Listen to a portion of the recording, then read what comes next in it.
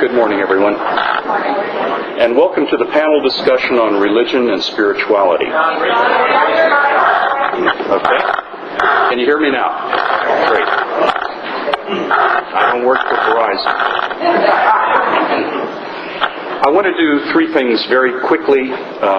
First, explain the background of the session, then introduce our panelists, and then lay out the mechanics, or actually introduce someone who will lay out the mechanics of the discussion, small discussion groups. This panel session began when Bill D'Antonio suggested last year that Ted Keating give a talk at this conference about the relationship between spirituality and religion. A distinction we often hear in the media, among our own families and friends, and in our own intentional Eucharistic communities. Ted countered that he'd do it only if Bill, clever sociologist that he is, first surveyed IEC members to see what they think about it. Well, nearly 700 folks responded to the survey.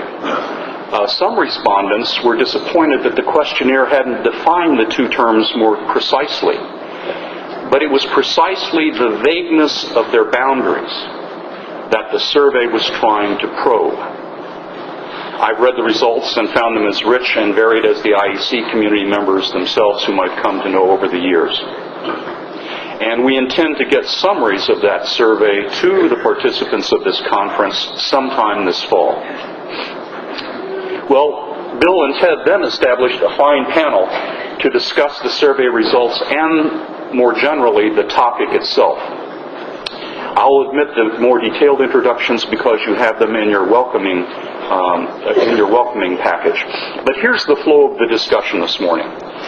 Victoria McDonald will be sharing her personal journey of increasing responsibility in IECs over the years.